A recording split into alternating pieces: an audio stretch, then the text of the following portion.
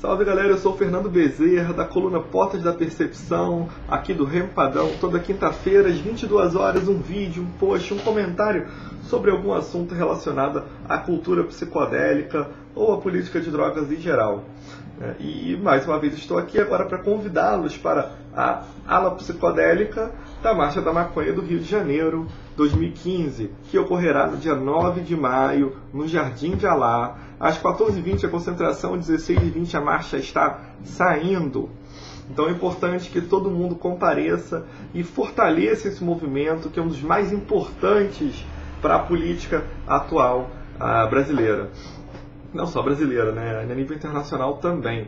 E claro, o convite não é apenas para a marcha do Rio de Janeiro, mas que as pessoas possam ir nas marchas das cidades, contribuir e fortalecer esse movimento, e para quem for tiver essa possibilidade também em marchas em cidades vizinhas, cidades próximas, ok?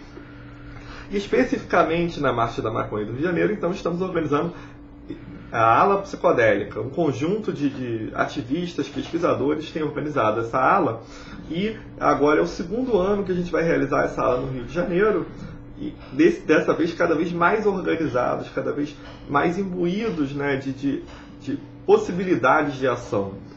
É claro que são vários movimentos que vão resultar em uma marcha, em uma ala psicodélica mais forte, né? A gente organizou no passado o primeiro seminário sobre psicodélicos. Esse ano ocorrerá o segundo seminário. São oficinas de redução de danos que estão acontecendo. Então a gente está mobilizando aí, tentando mobilizar o ano inteiro nessa política de drogas, especificamente sobre os psicodélicos e de modo mais abrangente, defendendo o fim completo da guerra de drogas. Então, a ala psicodélica, ela se insere na Marcha da Maconha no entendimento de que a maconha é um psicodélico. A maconha não é um alucinógeno, e tampouco o termo perturbador do sistema nervoso central diz alguma coisa sobre a maconha. Certamente a cannabis ela está relacionada ao grupo de substâncias que promove a manifestação da mente. Então a gente pode certamente enquadrar ela como essas substâncias visionárias, essas substâncias psicodélicas.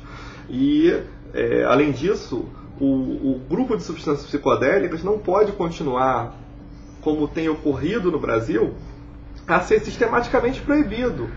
Porque não adianta a gente pensar apenas na legalização da maconha, enquanto dezenas e até centenas de psicodélicos são proibidos, e o seu comércio passa então a ficar na mão e a sua produção de pessoas que não vão pensar na qualidade do produto e, além disso, vão estar relacionadas a um crime razoavelmente organizado. É fundamental que as políticas de legalização aconteçam e, ao invés de gastar dinheiro lotando as prisões, né, que não resolvem absolutamente nada, ao invés de gastar muito dinheiro público em repressão, em segurança para quem? Pública, né? Seria muito mais importante gastar esse dinheiro abusivo em saúde pública de qualidade e educação pública de qualidade. Portanto, quando se diz, mas há tanta coisa importante para vocês se manifestarem, vai fazer uma marcha da maconha, porque a marcha da maconha é uma das coisas mais importantes da atualidade no movimento político, e é um movimento que a legalização da maconha e dos psicodélicos poderia trazer benefícios enormes a toda a população. Não só no combate ao crime organizado, né, as vidas que são ceifadas por conta dos conflitos entre policiais e comerciantes de drogas tornadas ilícitas, ou entre os próprios comerciantes, os traficantes, por assim dizer, mas igualmente por pessoas que acabam morrendo de overdose porque não sabiam o que tinha naquela substância que eles iriam consumir. E agora eu já não estou falando da maconha, estou falando, por exemplo, da adulteração de substâncias vendidas como LSD, mas que na verdade são, por exemplo, o grupo de 25X, N-bomb, que poderia ser 25B, 25I, 25C, etc. Né? Assim como acontece também no êxtase. No caso do MDMA, seja vendido como bala, seja vendido como MD, onde pode-se acreditar estar comprando MDMA, que que seria essa substância hepatógena original, que leva à empatia, mas que na verdade o usuário está ali comprando, por exemplo, PMA, que é uma substância que pode levar a grandes riscos e uma grande toxicidade, né? Ou igualmente, quando está comprando LSD achando que está comprando LSD mesmo, ácido doce, e na verdade está comprando também um grupo do DOX, né? O DOC, o DOB, o DOI.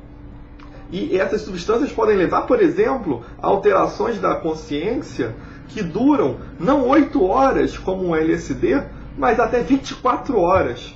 E isso coloca usuários em risco, em grande risco, por acharem que ou que enlouqueceram, ou que o efeito não passou e não vai passar, é eterno. Isso provoca bad trip, e essas viagens ruins podem... o aumento da ansiedade muito grande pode ser bastante perigoso no caso de uma viagem dessas substâncias, que inicialmente teria um risco muito menor, por exemplo, do que a embriaguez pelo álcool, né? E por que não tem ninguém pensando na proibição do álcool? Porque a proibição do álcool é absurda.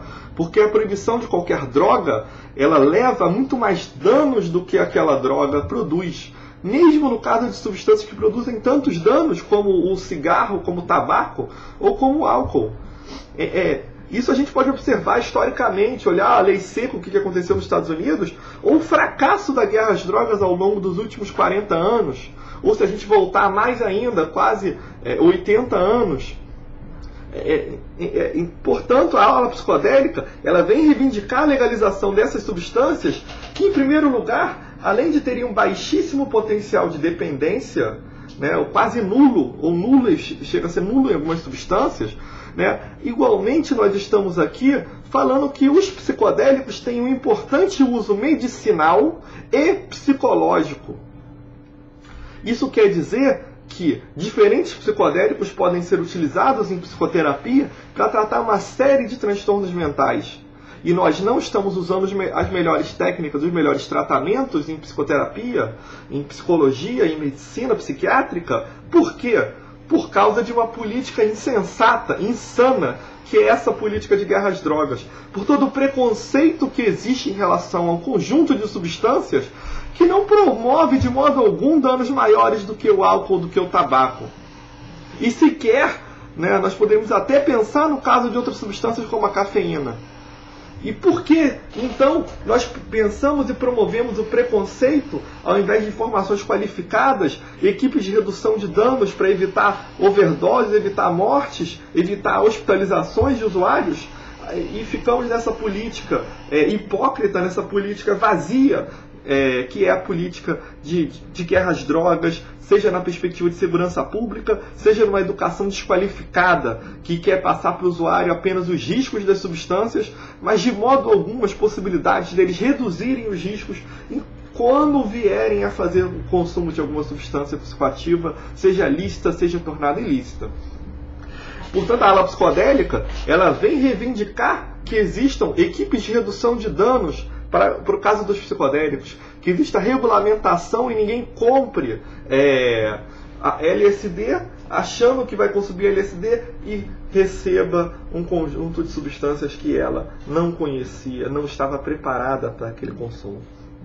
A ala psicodélica, enfim, a gente vai defender essa legalização e, claro, também tem diferentes pensamentos dentro da ala, não é minha intenção aqui falar em nome da ala, dizer que apenas o meu pensamento é válido, mas eu estou tentando trazer alguns dos consensos que a gente tem chegado e chamar, claro, as pessoas para participarem novamente, tá? Dia 9 de maio, no Jardim de Alá, vamos para a Marcha da Maconha, na ala psicodélica, e vamos lutar pela legalização da maconha, pela legalização dos psicodélicos, e vamos nos juntar a esse movimento importante e também fortalecer as várias marchas da maconha pelo Brasil.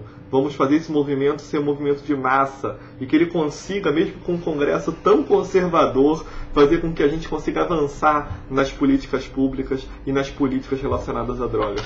Gente, valeu!